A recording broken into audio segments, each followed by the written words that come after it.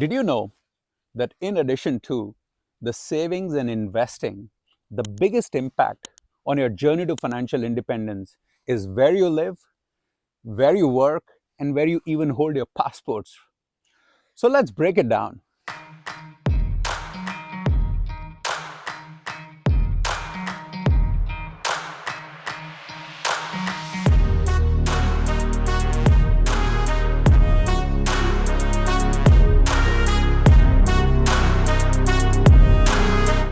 Seema and I, we both were fortunate to have worked and lived in different parts of the world.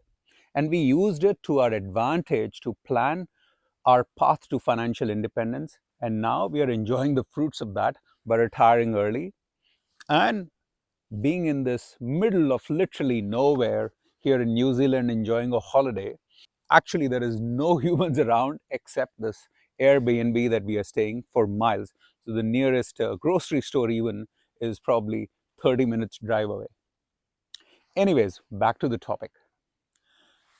So in this video, I'm going to help you understand some of the key levers in addition to the savings and investing that maybe you've watched in other videos of ours that you can use or even start planning to your benefit to accelerate the path to financial independence. There are many, but the three that I'm going to focus on this video are your citizenship, your residency, and your taxation. Interestingly, all three of them can be intertwined in certain cases, and in certain cases could be very independent from each other. So let's break it down. To start with, citizenship. Simply put, citizenship is the place where you have your passport from, the country that you have a passport from. Some countries allow multiple citizenships or multiple passports, quite a few countries in Europe actually, I think even the US, while some countries do not allow that you hold citizenship of multiple countries or multiple passports. India is an example where you have to renounce the passport and citizenship of another country if you take an Indian passport, or vice versa, that if you take an citizenship of another country, you have to renounce the Indian passport. I'm sure many of the non-resident Indians listening to this video have gone through this or at least understand that. When it comes to taxation of the citizenship, your citizenship is not tied to the taxation, except maybe for two countries in the world. And I find it always interesting that these two names are so extreme to each other. That is Eritrea, one small little country, conflict-ridden actually in Africa, and the other is this giant superpower, United States. Some countries nowadays are also, I would say, having programs for you to, I would say, by investment, get the citizenship. So there are many countries, including small little countries in Caribbean. So these are the countries that give you citizenship based on your investment. While most of the countries, to get citizenship is a long-drawn process. Some of the things that you have to keep in mind if you take citizenship, one is, as I said, that for example, if you plan or have an aspiration to take a green card if you're an H1, or become a citizen, passport holder of the United States, that means you have to understand your tax impact. Similarly, there are certain specific obligations in other countries like Singapore, where if you take the citizenship of Singapore or permanent resident of Singapore, then your children have to participate in the national service. So these are some of the, let's say, the aspects of citizenship that you have to understand and see that, hey, what does it mean from my long-term taxation? What does it mean from the long-term access that the citizenship gives? So, for example, if you have a passport, a European passport, it gives you access to live and reside anywhere in the EU, European Union. Linking that and coming to residency. As I said, citizenship doesn't obligate you to reside in a particular country. You are free to reside anywhere. And like you can have, for certain countries, multiple, let's say, passports and citizenship, residency can be independent of your passport or citizenship, where you could be a resident of different countries. Let's first define residency. Residency is basically you being legally allowed to live and or work in a particular country. I say and or because certain residencies are only there for that you can live, especially retirement residencies, and I'll come to that in a minute. While some residencies are that you can, that's like a work permit that you can not only live, but you can even work in that country. Interestingly, you can hold residency of multiple countries. So you could have a passport of one country and you can have residency of maybe 4 or 5 or 6 countries for that matter. Because residency is based on your work, based on your investment that you're doing in countries.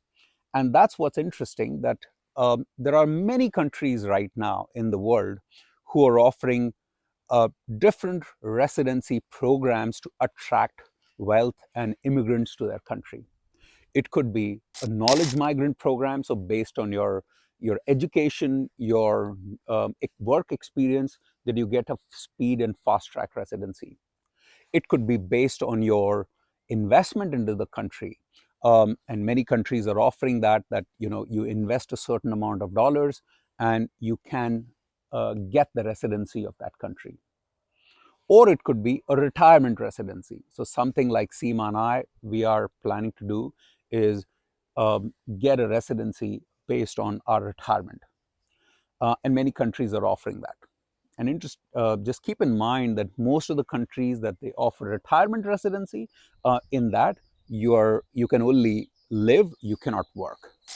The other aspect that you have to understand from a residency perspective is that residency doesn't mean that you're obligated to pay taxes, but you may be obligated to stay a certain number of days.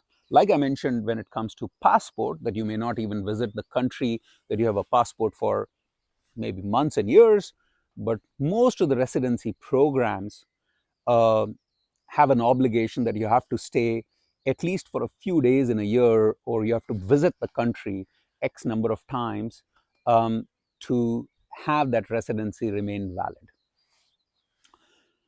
How it is important for financial independence and retiring early? Explore the options that are available in the world and see that does your passport allow you to get the residency in certain countries. So for example, Malaysia, Thailand, Philippines, quite a few countries in the Asia part of the world, it doesn't matter which passport you have, and you can apply for those long-term residency programs that could be 10 years, 20 years. I think starts from 5 years onwards. Similarly, there are quite a few countries in South America. So this is the summary of what the residency is and how you can use it to your advantage or start planning, because this will help you to see that can you move to a low cost of living country? Can you improve your quality of life? Can you also improve your taxation? So let's deal with the topic of taxation. Now, taxation, simply put, is the money that you earn. It could be your primary income, it could be your passive income that is taxed. It could be the wealth, because certain countries have a wealth tax that could be taxed, capital gains or the total wealth that you have. It could be inheritance, that what you plan to leave behind for your children or your loved ones, that get taxed. And different countries have different rules of taxation based on your residency. So you need to keep that in mind, because this has a big impact towards your financial independence, retire journey, or your FIRE plans. One is a citizenship-based taxation. As I mentioned, there are 2 countries in the world that have taxation based on your citizenship. That's Eritrea and United States. That means that if you have the passport of these countries, you have to pay tax in these countries no matter which part of the world you live. Most of the countries have what is called the residence-based taxation. That means if you're living in that country, then you have to pay taxes in that country. And that residence-based taxation can be broken into 2 parts. One is that it's calculated by the number of days. So for example, most of the countries in Asia, if it's in Thailand or Malaysia or Singapore or even India, and I'll come to that in a minute, they are based on the number of days. So if you stay more than 182 days in that country, then you're obligated to pay taxes in that country. So you become a tax resident in those countries. India has the same, but India has added another in the last few years. That means it's not just the 182 days, but over a period of 5 years, if you stay 365 days, then in cumulative 5 years, then that is also, but it's still by the number of days. So that's your tax residency is based on the number of days that you've been in that country. The second category is that it's calculated not by the number of days, but the affiliation that you have with the country. So, for example, if you have a permanent residence, or you are a citizen of one of the EU countries, or Australia, or even UK, I think, where you could be staying in those, you could be a passport of the holder of those countries, and you could be staying in another country. But it's not that you can just say that, hey, I stayed more than 182 days outside my home country or the country that I hold a passport from. But they have certain qualitative criteria that, do you have your children studying in your home country? Do you have any affiliation in terms of your primary house in that home country? Do you have your doctor, your club memberships? And there are so many other, let's say, checklist and affiliations that you need to be aware of. So again, if you plan to take the passport of these countries, or you plan to have the aspiration to have a passport of these countries, keep that in mind, that once you're a citizen of these countries, it's a residence-based tax system, but it's a subjective or qualitative criteria that you have to fulfill. So it's not just that you live outside that country for a certain number of days. The third is territorial-based taxation. So it's not just by saying that, look, I'm being in this country for 182 days and above, but that country would charge you taxes, or you will have to pay taxes only on the local income. So Singapore, Malaysia are good examples where if you stay more than 182 days in those countries, you are a tax resident of those countries. Your obligation is only to pay the taxes that you earn on your local income. It could be salary, your local rents, or local dividends, or anything for that matter.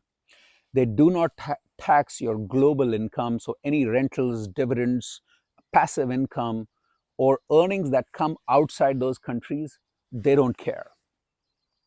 So again, if you're planning your F.I.R.E journey, where you're getting an opportunity or aspiration to work in these countries, keep that in mind, that this could be a benefit if you have a lot of passive income being generated outside those particular countries.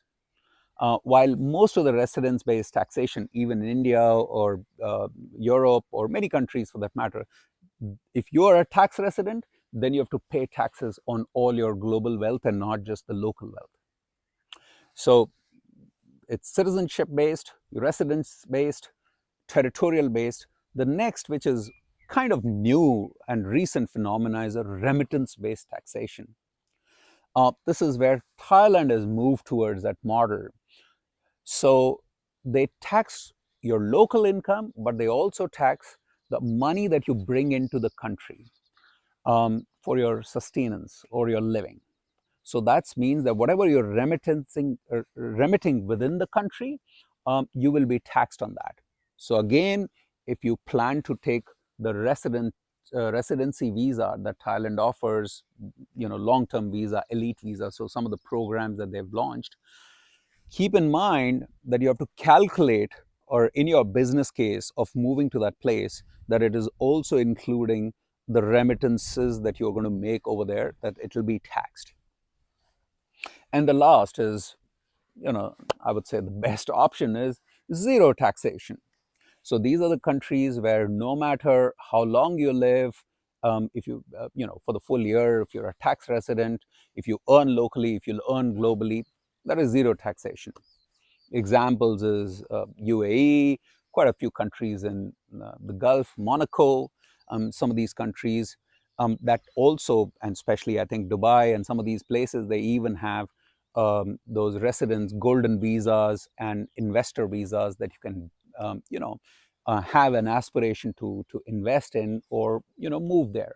In summary, these are three levers that if you plan properly and over a period of time and develop a good understanding, you can actually use it to accelerate your financial independence process and also explore all the options available for you to retire early. So I hope this video helps you to give you a brief introduction about citizenship, residency, taxation. And I hope you found it insightful. If you did, please like and subscribe and share this video. And till the next location and till the next topic, goodbye from me. Bye-bye.